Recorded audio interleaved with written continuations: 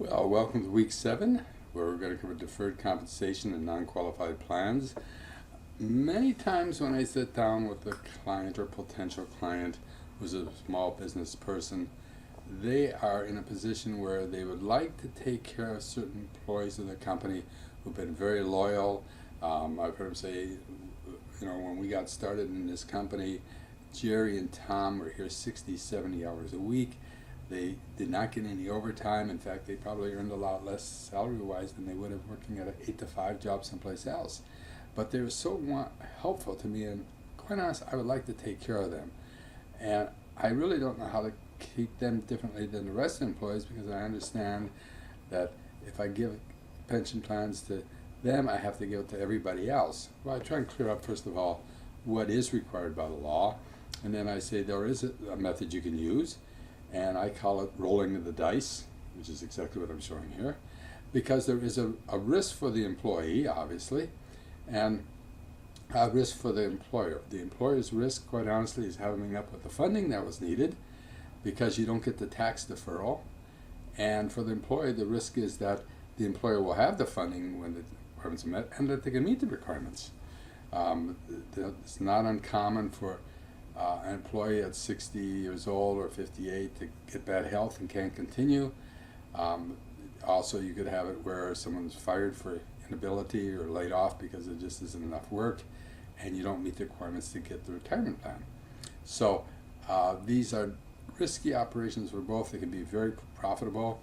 Where I've seen it used successfully is in my case. I was older, and a company wanted to hire me to head up their finance and administration departments, and they couldn't offer me the top salary, but they said, Lee, if you stay till you're 65, and at that time we'll have a retirement plan for you of X dollars per year. Well, that was very attractive to me, because quite honestly, I had made some bad investments in my life, as well as some good ones, thank God, and I was looking after a little bit more pad. And so I said, well, I'll take the chance. If I'm 65, I get the money. Well, I did not stay till 65, but I found it a good experience, because I really got to understand deferred compensation, which is non-qualified. So let's take a look at the programs.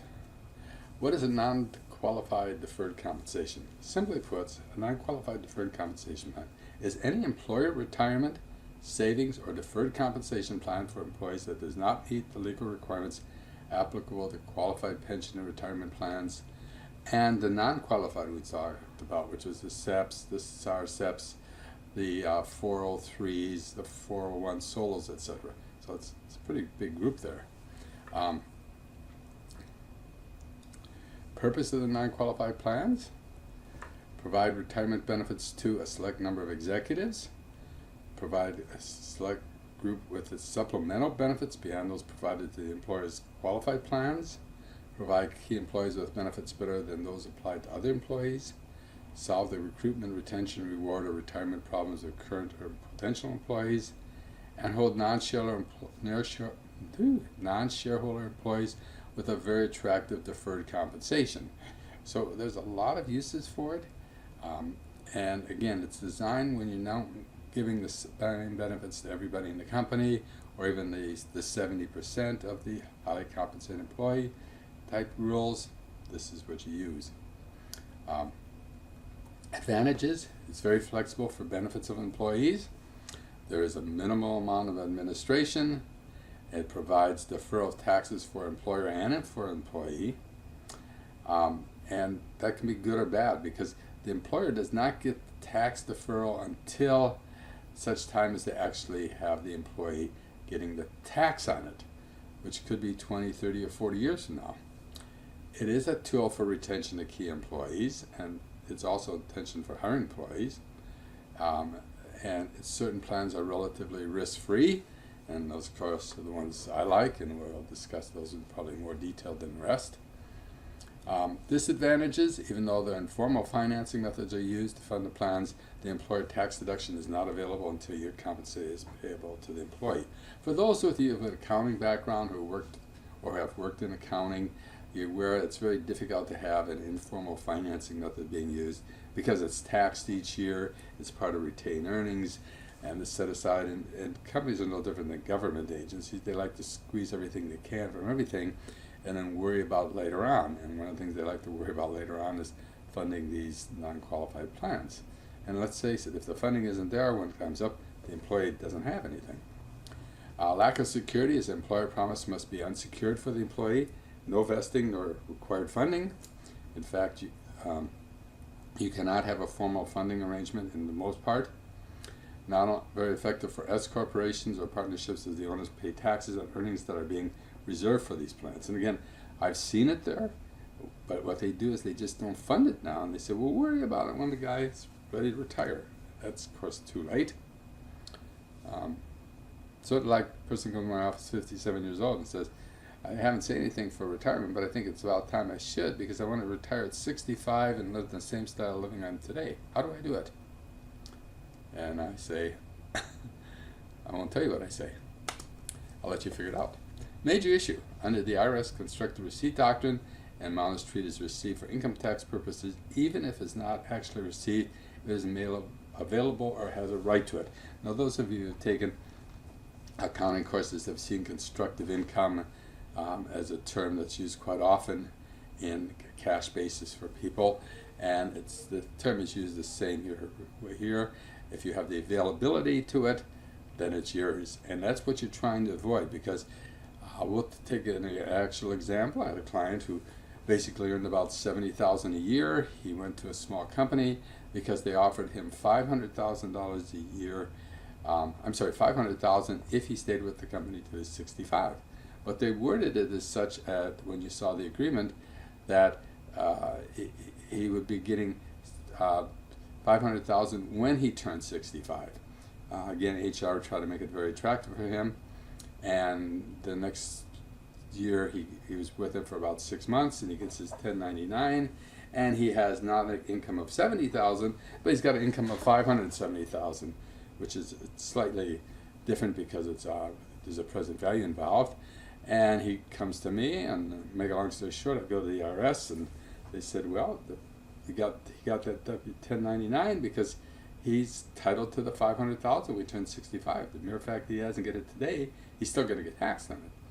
Well, I worked out with the IRS saying that was a terrible mistake. The guy did not see an attorney.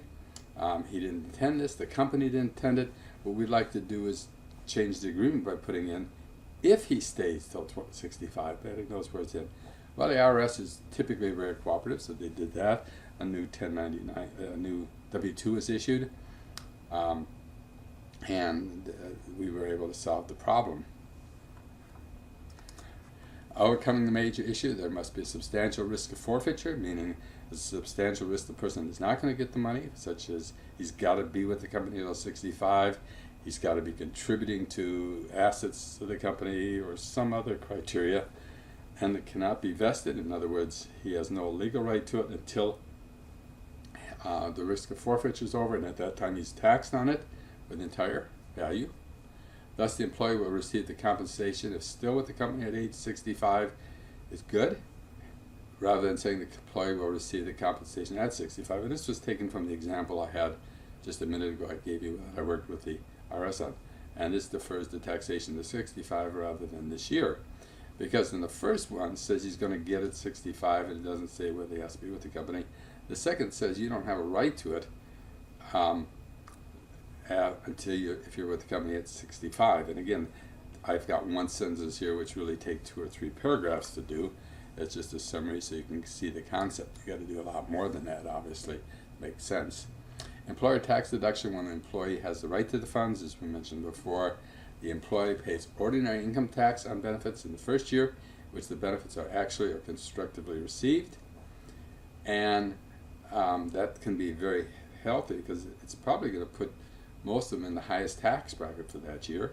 And if they were born before 1936, of course they get the 10-year averaging, but there aren't going to be very many, if any, would qualify for that. Death benefits from non-qualified plans are payable to a beneficiary of taxable as income in respect of a decedent to the recipient. And you will be covering what that means in your estate planning class, which again is a very complex area beyond the level of this course. Okay, ERISA requirements.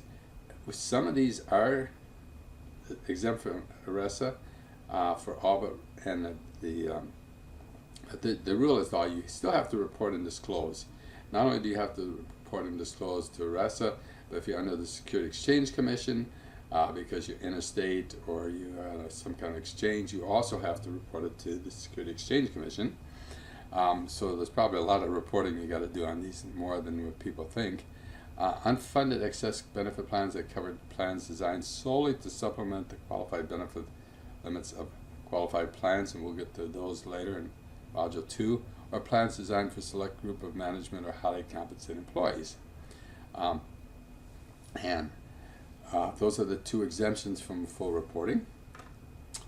And again, still easier than the qualified plans. Beware, and this is secular trust. Clients historically used it before the tax laws were changed. It's a very popular term for people, especially who are in their 50s and 60s today. It is also on CPA exams, CFP exams, you name the exam, and a lot of bad advice is given by financial planners in this area. The secular trust is not what you want. The secular trust, let's say, go through it. It's very common years ago, but today fails to protect the employee. In fact, it does the opposite. It makes it taxable today because the secular trust is an irrevocable trust established for the exclusive benefit of the employee and is funded. And that was very popular for many years for the owners of the companies and the chief executives of the companies until the tax laws got changed. Now, of course, it is not good for the employees. And I had several cases where they, even though it's an irrevocable trust, they went to court and had a judge change the trust because of the tax law. And it's very nominal cost to do it. It just means it takes time. It's taxable to the employee when set up, and it's tax deduction to the employer at the same time. So from the standpoint of the employer, they get the tax deduction right now, but it defeats the purpose.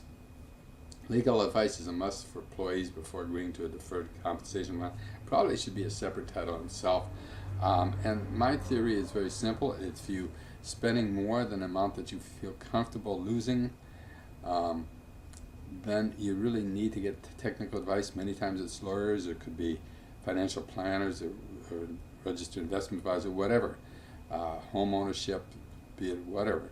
My threshold is probably $25,000. If I'm paying more than $25,000, to me, I don't want to take the risk without getting good legal advice, or again, maybe advice of an expert in the area, such as a financial planner. And I am personally shocked at the number of people who buy houses without getting advice. And here they're taking what could be $1 million after you pay all the interest and signing up to it without knowing what the hell they're signing up to. And that is a big problem in our country. Many states allow you to buy a house without legal advice, and I think it's crazy. It's one time I think the government has to step in. Examples of them very common deferred benefit plans, and we'll just cover a couple here, and then we'll cover most of them in Module 2. The Supplemental Executive Retirement Plan is SERP, and I kind of like that name, SERP, but the plan is not that common. It provides adequate retiring income to executives by supplementing existing plans to drive the executive benefits up to the desired level. And again, the supplemental, the plans that they're supplementing tend to be relatively low for what the executive wants, and so it's a tail wagging the dog in this case. They maybe want 2 or 3 times what's being offered. It's also known as a salary continuation plan. It just goes to continue the salary for the executive after retirement.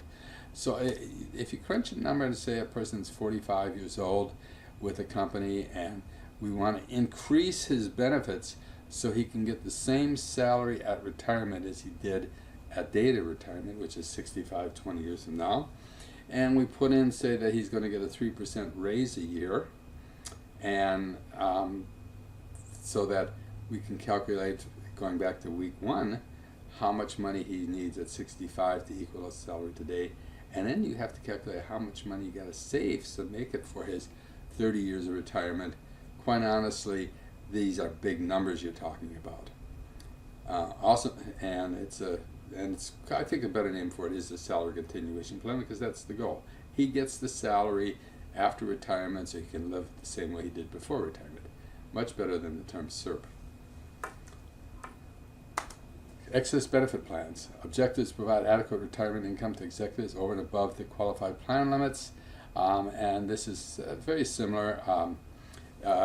Rather than trying to keep the same income, it's to give him a retirement. And again, doing the week one material when you're talking about executive 45 or 50 years old, these are going to be big numbers no matter how little it is, because you're going to have them retired over a period of 30 years or even more. I mean, IRS tables go up to 108 years old today, which is what have these people do? That's a big number you're talking about, where you're trying to fund. So, again, present value money is needed for these type of calculations. Well, that's it. We're going to go next to the next module.